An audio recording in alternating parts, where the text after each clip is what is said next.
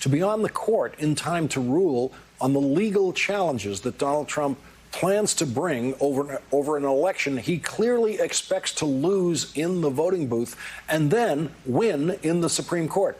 If Donald Trump is saying these things publicly, just imagine what he is actually saying in his meetings, private meetings, with the woman he will announce on Saturday as his choice for the Supreme Court. Here's the way Donald Trump said it today, which is almost word for word what he said yesterday. This scam that the Democrats are pulling, it's a scam.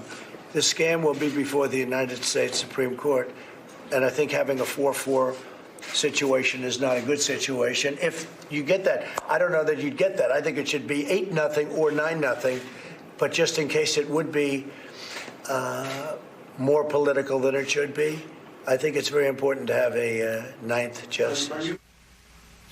Joining our discussion now is Democratic Congressman Eric Swalwell of California. He's a member of the House Judiciary Committee and the House Intelligence Committee, and Professor Eddie Glaude is back with us.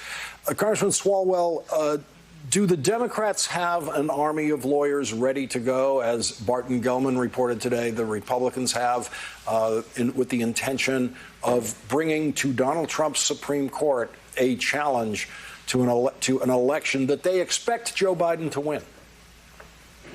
Yes, but not only an army of lawyers who beneath the surface are working to ensure access to the ballot box, but we have an army of voters, women who marched the day after the inauguration, the March for Our Lives generation who came out of Parkland, the people who gave us the midterm election, who won in Virginia in the off year, who won in Kentucky. We have an army of voters. And so the best way out is to overwhelm the ballot box, because Donald Trump's a coward and he will vanish if the result is so overwhelming. But we're also not helpless in the House. If he's going to play games and encourage people not to send electors, well, the House of Representatives then would determine who the president is. And as long as we win in the House, we can also counter Donald Trump's corruption. Lawrence, look, this is what a democracy looks like when you have a president who will go to jail or likely face criminal charges if he's not reelected. He's going to test us, and it's up to all of us to not let ourselves be paralyzed by fear, but to move, to register to vote, to show up and vote, and then have agency and make sure we hold our leaders accountable after the election. He calls mail-in voting, which is the way Donald Trump himself votes, he calls that a scam, pretends that it was created by Democrats. It's been with us forever. And, of course, it's going to be used extra heavily this year because of a pandemic where people don't want to go out and go to the polls. He says this scam will be before the United States Supreme Court. And, Professor Glaude, that's the President of the United States saying, I will litigate this to the United States Supreme Court in order to block the counting of mail-in ballots. And I want the woman I'm talking to right now, whoever she is, to be on that Supreme Court. Wouldn't he, when he's talking to that woman, be telling her exactly this? This is what I want from you on the Supreme Court? Well, I think so. I mean, he's doing it again. He's speaking the silent parts out loud. What we do know is this, Lawrence, is that Donald Trump is capable of anything. We know this. We know that he's going to cheat. It's clear, right? And we know what the Republican Party is capable of. We saw what they did in North Carolina when they lost. We saw what they did in Wisconsin when they lost, right? So what we need to understand is that November is not going to settle everything, right? In fact, we're going to experience perhaps one of the most fundamental challenges that the Republic has ever faced. And I think Representative Swalwell is right on point, that it's going to be in our hands. It's not just these power-hungry people who are corrupt and unethical, but we're going to have to assert that this is a government of the people, by the people, for the people. It's going to be in our hands, but we need to understand that Donald Trump is capable of doing anything. And what Barton Gellman has proven to us is that he's thinking about doing specific things as well. And so we need to be prepared.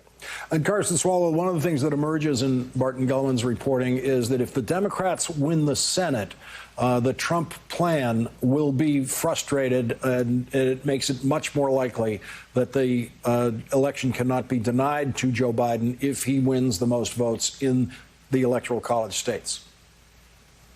In Lawrence, we have good reason to believe that we're going to win the Senate, not just Arizona, Colorado, Maine, the three where we're ahead in the polls and ahead in the online fundraising. But we're seeing in Alaska of all places, Dr. Al Gross, commercial fisherman running as an independent.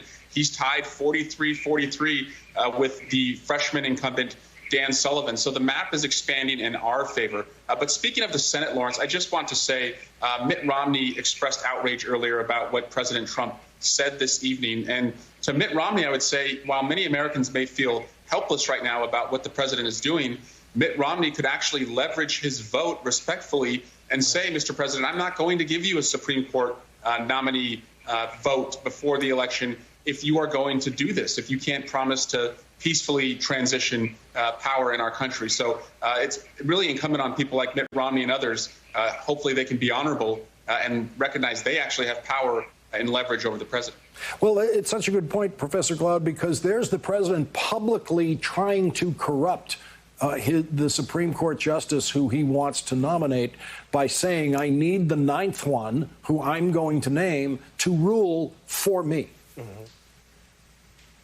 Right. He's speaking, again, the silent part out loud.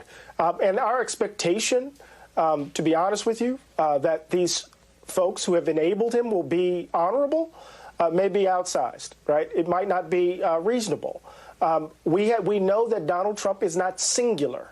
He has been enabled by a wide range of folk, particularly those Republicans in the Senate. It would be wonderful if Mitt Romney would be consistent in this moment. I wouldn't hold my breath, though, Lawrence. I wouldn't hold my breath. Congressman Eric Swalwell, Professor Eddie Glaude, thank you both for joining our discussion tonight. Thank you both. Okay. Thank you. And up next, tonight, as we follow the situation in Louisville, where a grand jury returned no criminal charges today against